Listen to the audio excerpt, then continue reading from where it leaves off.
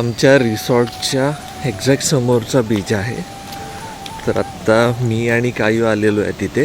सकाळचे 7 वाजलेले आहेत. आज उठायला थोडासा उशीर झालेला आहे, त्यामुळे सनराईज वगैरे काय बघायला नाही मिळालेला.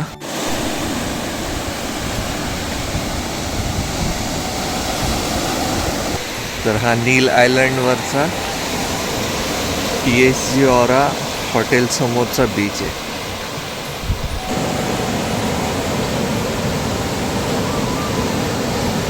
गुड मॉर्निंग मित्रांनो. तर आज आपला नील आयलंडवरचा आजचा शेवटचा दिवस आहे. आज आपण जाणार आहोत पोर्ट ब्लेअरला. काल आपण जसं हॅवलॉकवरून नील आयलंडला आलो, तर नील आयलंडला आल्यानंतर आपण इथं भरतपूर आणि लक्ष्मणपूर असे 2 बीच कव्हर केले. इथे जर तुम्ही बघितलं ना, तर प्रत्येक आयलंडचं किंवा प्रत्येक बीचेस जे आहेत ते वेगवेगळे आहेत. म्हणजे काही ना काही खास याच्यामध्ये आहे. आज आपल्याला आता ॲक्च्युली आता आपण 8:30ला इथनं चेकआउट करणार आहे या रिसॉर्टमधनं. आणि चेकआउट केल्यानंतर आज आपला प्लॅन आहे की इथेच एक नॅचरल बीच म्हणून आहे, तर तिथं कोरल्स वगैरे अगदी जवळून बघायला मिळतात. तर तिथे आम्ही जाणार आहे. तर आता ऑलमोस्ट आमचं सगळ्यांचं आवरून झालेलं आहे. बॅगा पॅक केलेल्या आहेत. पटकन जाऊन इथं ब्रेकफास्ट करणार आहे. ब्रेकफास्ट झाल्यानंतर मग इकडनं आमचा ड्रायव्हर आला असेल 8:30 वाजता, तो येणार होता. मग पटकन आम्हाला निघावं लागणार आहे. त्याच्यानंतर नॅचरल बीच आम्ही कव्हर करून मग साधारण 11:30ची आमची जी फेरी आहे,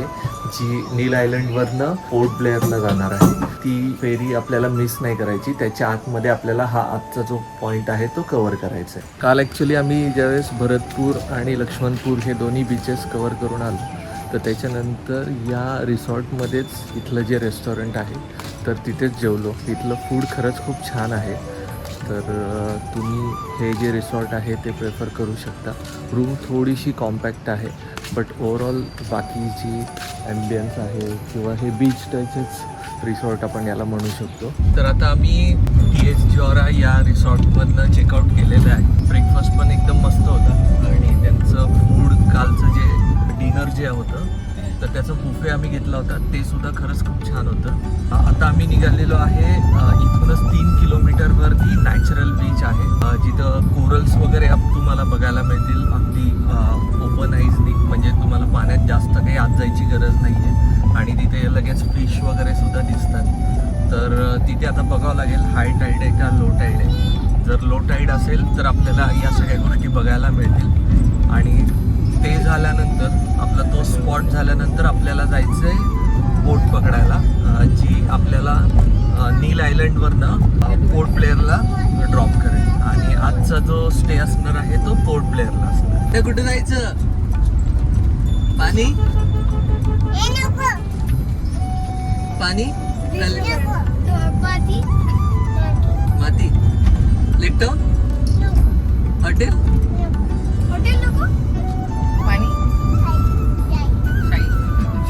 नील आइलैंड पे सबसे ज़्यादा है बंगाली लोग, 99% है बंगाली लोग, और सबसे ज़्यादा 70% है बांग्लादेश से आने वाले। 72 में जब बांग्लादेश और पाकिस्तान लड़ाई हो रहा था, इंडियन गवर्नमेंट सबको यहाँ में रिफ्यूजी बना के लेके आया था।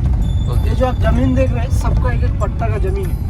गवर्नमेंट में इशू किया है सबको, 20 बीघा 15 बीघे करके दिया है गवर्नमेंट ने। तब यहाँ पे कोई नहीं था, फुल जंगल था। तो गवर्नमेंट में लेके आके, क्योंकि वो साइड में तो पूरा मार कटाई चल रहा था, तो यहाँ में लेके आके सेटलमेंट दिए। गवर्नमेंट यहाँ पे लेके आया इंडियन वो टाइम इंदिरा गांधी का था।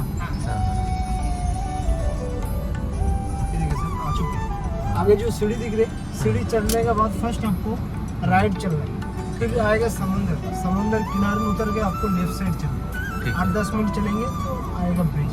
और गाइड चाहे तो बंदा से बात कर सकते हैं, उस साइड तक लेके जा सकते हैं। ठीक. तर आपण नॅचरल बीचवरती आलेलो आहे.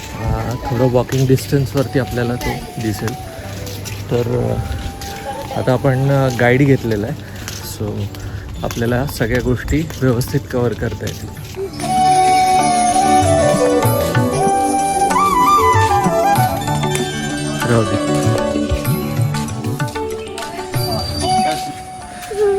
तर इथे जाताना आम्ही आत्ता चप्पल चेंज केलेले आहेत. बेसिकली कोरल्सवरनं चालावं लागतं, सो त्यासाठी त्यांनी थोड्या हार्डवाल्या चप्पल्स दिलेल्या आहेत, तर त्या घालून आता आम्ही चाललेलो आहे. फायनली नॅचरल बीचला पोचलेलो आहे आपण. ऐकलंय का, हिची चप्पल काढूनच ठेव मला वाटतं.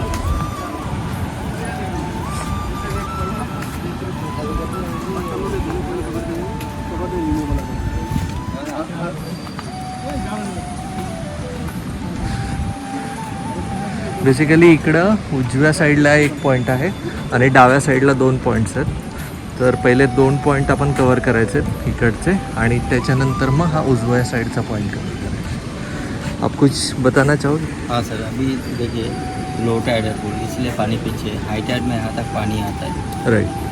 और ये 24 घंटा में 2 बार पानी नीचे जाता है, 2 बार ऊपर आता है. टाइमिंग फिक्स नहीं रहेगा. कोरल ब्लैक में कपड़े चेंज होते रहता है. और ऐसा मरा हुआ कोरल से डेड कोरल. ओके. सुनामी आया था, उस टाइम भी डैमेज हुआ था. उसका पहले भी बिना पानी का रहता हुआ मर चुका है बहुत सारे लोग. सामने जो आइलैंड है पोर्ट ब्लेयर है, और एक तरफ है हैवलॉक. ओके. ये फल देखिए सर, पाइनएप्पल जैसा. हम्म. एक केवड़ा का फल है सर. हम्म. हम्म. हम्म. ऐसे लोग खाते हैं उसे. अच्छा, आदिवासी. उसका फूल से बहुत अच्छा खुशबू आता है. हम्म. तो नेचुरल भी दिखता है. हे सगळे असे डेड कोरल्स आहेत आणि या कोरल्सवरनं आपल्याला चालण्यासाठी त्यांनी वेगळ्या प्रकारच्या चपला, म्हणजे हे प्लास्टिकचे चप्पल्स आहेत, थोडे हार्ड सरफेसवाले, ज्याच्यामुळे आपला पाय स्लिप नाही होणार आणि प्लस कोरल्स लागणार नाहीत पायाला आणि पायाला ग्रीप मिळेल चालताना. यासाठी त्यांनी आपल्याला चप्पल्स चेंज करायला दिले. तर आता कायराला मी कडेवर घेतलेलं आहे कारण खाली सगळे एकदम डेड कोरल्स आहेत. सो असं फॅमिलीला घेऊन ट्रॅव्हल करणं म्हणजे खरंच मोठा टास्क असतो. त्याच्यामध्ये तुम्हाला फॅमिलीला पण सांभाळायचं असतं, प्लस बाकी फुटेजेस, व्हिडिओज, फोटोग्राफी अशा बऱ्याच काही ॲक्टिव्हिटीज करायच्या असतात.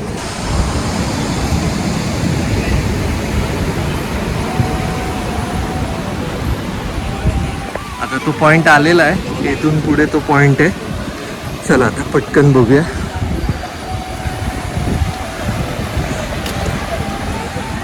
या बीचची जी खासियत आहे,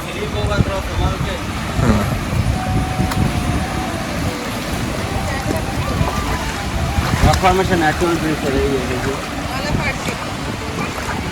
वाव, हे बघ काही. अरे यहाँ पर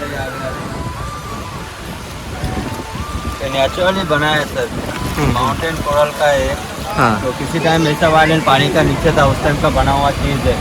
पानी हवा का कारण ये नेचुरली टूट के इस तरह शेप हो गया, इसलिए नेचुरल भी नाम दे दिया इसका.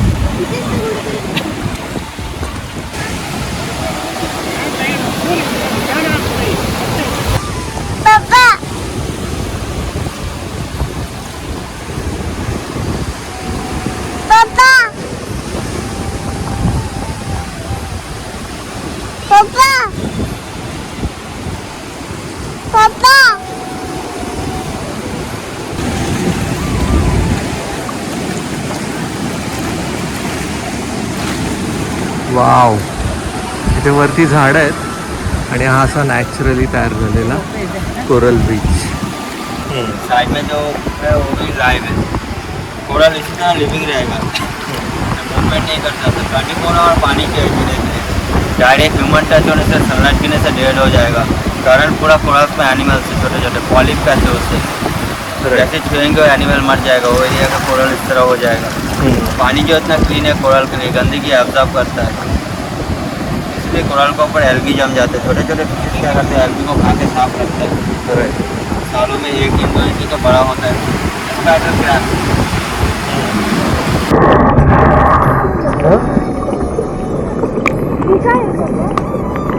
और ग्रीन कोरल है. ये स्टार्टिंग टाइम है, जो ग्रीन ग्रीन दिख रहा है ना सर, फूल चमकता है रात को. स्टार्टिंग टाइम है, जब धीरे धीरे बढ़ता है तो स्टार्ट हो जाएगा और भी बड़ा होता है कोरल.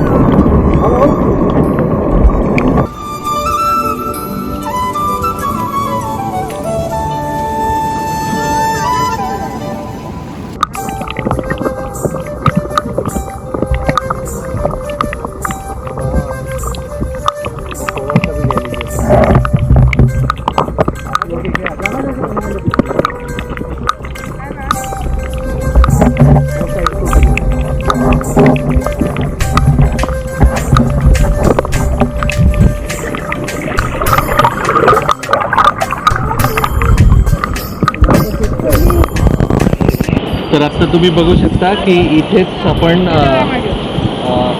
उभ्या उभ्या इथेच थोडासा एक डीप खड्डा आहे. तर त्याच्यामध्ये काही लाईव्ह कोरल्स आणि फिश आपल्याला डायरेक्ट बघायला मिळतात, जे की आपल्याला स्कुबा डायव्हिंग किंवा बाकीच्या ॲक्टिव्हिटीज करायची गरज नाही. डायरेक्ट आपल्याला ओपन आईजनी या सगळ्या गोष्टी बघायला मिळतात. तिथे दिलं खायला फिशला.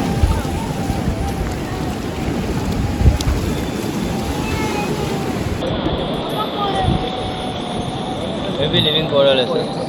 सामने ब्लू कलर का फिश देखिए, ये नियॉन फिश है, रात को चमकता है.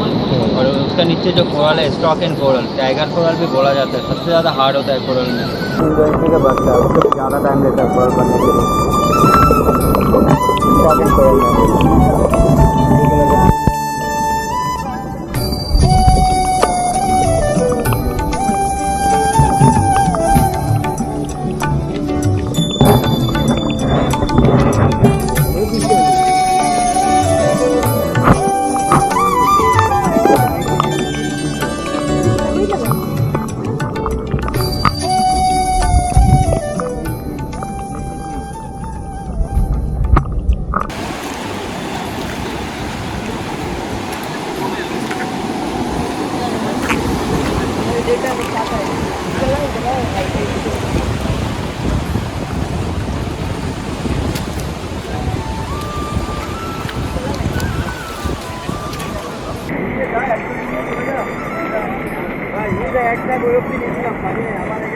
हा तो ब्रिज. ऑरेंज कलर का फ्लावर देखिए सर. टच में देखिए, टच करने से there is another variety of sea, golden black. Yeah. You know about touch me not magic cloud? yeah. This is the underwater thing. That is called Christmas. When you touch, it will go inside. When you remove your hand, they are coming back again. See. You want to touch? I was in the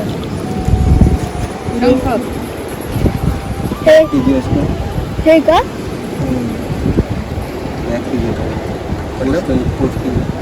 touch कर. नको आपको idea नहीं रहेगा. देखिए ma'am, ma'am आपण शंख नाही का वाचतो? हे तो शक्य इसका आके देखिए कॉर्नर पे है ना, कुठे येते बाहेर. हे डोळे बघितलं का डोळे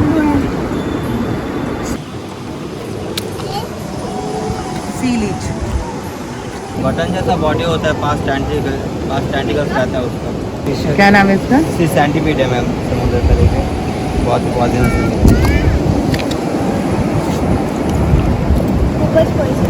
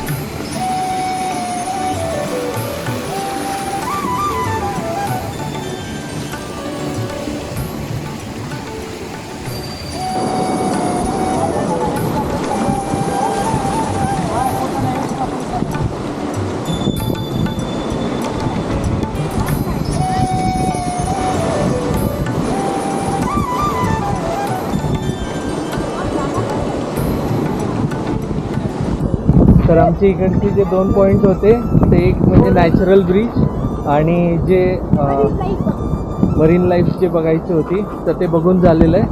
आता आम्ही चाललेलो आहे तिकडच्या बाजूला एक दुसरा पॉईंट आहे तो बघायला आणि गाईडनी काराला घेतलेलं आहे.